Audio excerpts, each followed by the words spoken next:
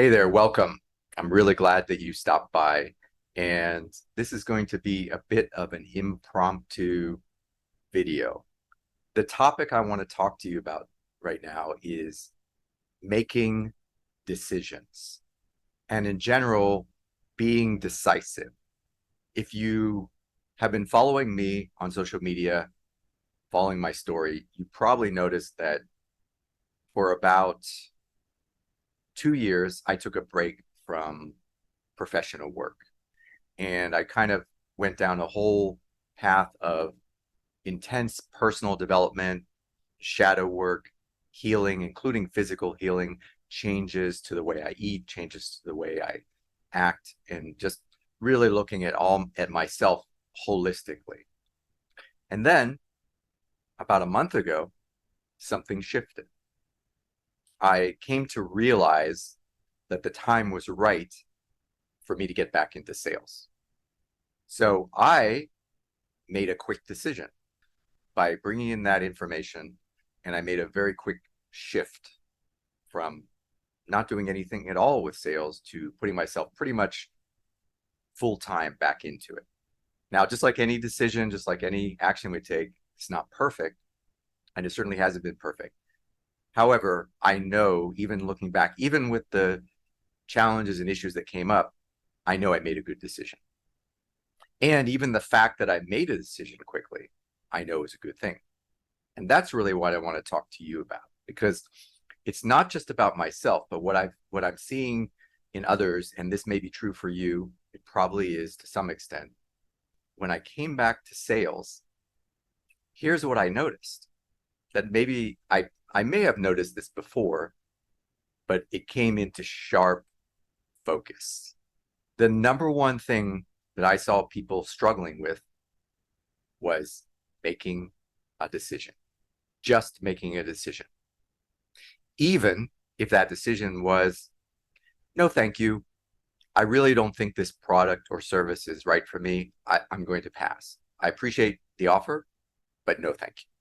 I noticed that people were struggling even to make a no decision, much less, of course, a yes decision.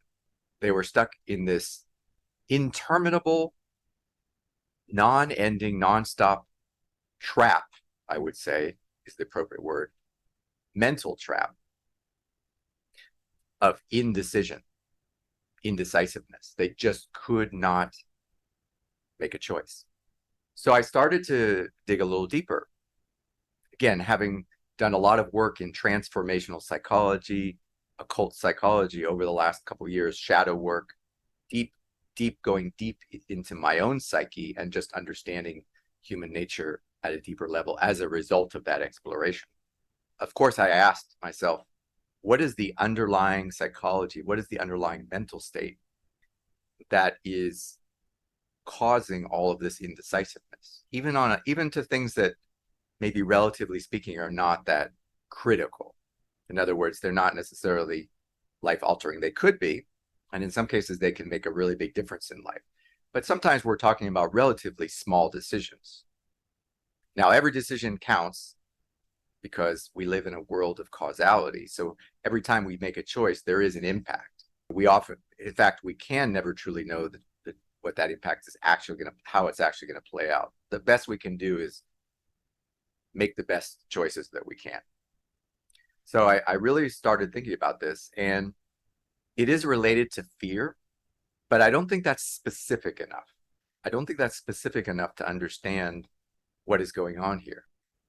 If I were to take an educated guess about the number one reason why you struggle to make decisions, especially with respect to what to do with your life, maybe your business or work, how to move forward, the kind of programs or services you want to invest in, the things that you want to buy or sell or take action on. If I were to take an educated guess about what's most likely got you paralyzed or partially paralyzed from making a decision, does not have to do with your access to information. In my experience, the information is there. And also in my experience, just gathering more data, yes, it's going to help to paint a picture to a certain extent, but just gathering more and more data is not going to help you to make the actual decision. So that's not it. If someone tells me I can't make a decision because I don't have enough information, I call bullshit. Call bullshit. That's not it.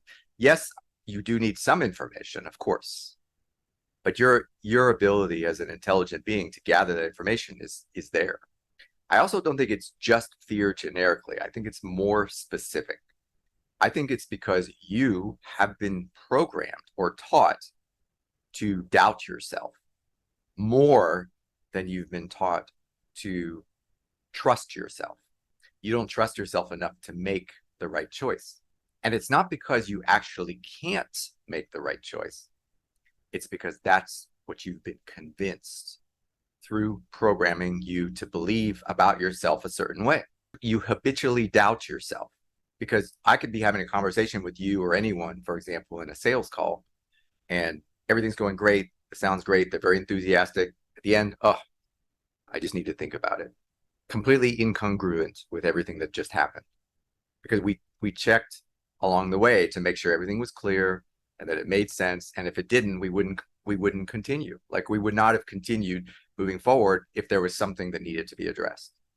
The only way you can go all the way through that, claiming to have so much certainty and clarity, and then all the way at the end, when it's actually the time to make a decision and be unable to make a decision or unwilling, is because you are doubting yourself.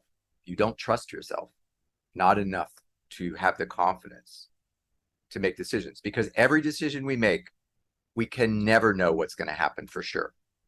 It's always a gamble 100% of the time. It's just, is it a high risk gamble, mid risk, low risk? That's, the continuum of risk is a factor. And sometimes we make small decisions or small, decisions based on a low risk that, yes, the stakes aren't so high. So if we made a bad choice or not the best choice, maybe the consequences are not going to be so great. But there's always going to be consequence. That's unavoidable. I have now come back to sales with this perspective. If we're in a sales conversation, I may be offering you or the person I'm with a specific product or service. But what I'm really here to do is to help you make decisions and ultimately make better decisions. But before that, to make decisions, to trust yourself enough to believe that you can make a good choice, that you have the ability to, and to recognize that one way or another to move forward in life, you're going to have to make choices. So just do the best that you can. But ultimately, stop paralyzing yourself, because when you do that, essentially, you become your own obstacle. You now have become the obstacle, the main obstacle getting in your own way, rather than whatever's going on around you. I want you to at least start to become aware, and you may not like what I'm saying to you. I get that. But I want you to start at least becoming aware that this is happening.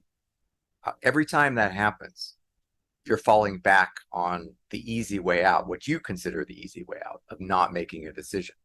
But really, if you think about it, not making a decision is kind of like making a decision. And it's usually closer to a no.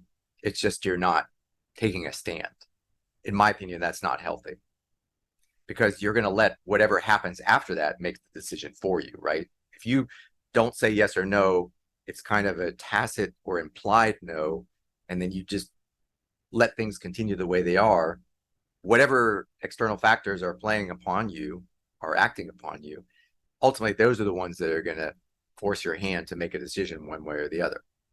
But if you truly trusted yourself, if you truly loved yourself at a high level, deeply and thoroughly, and even with your own limitations, recognizing that you still were willing to take a shot take the shot as you, then you would make a decision one way or the other.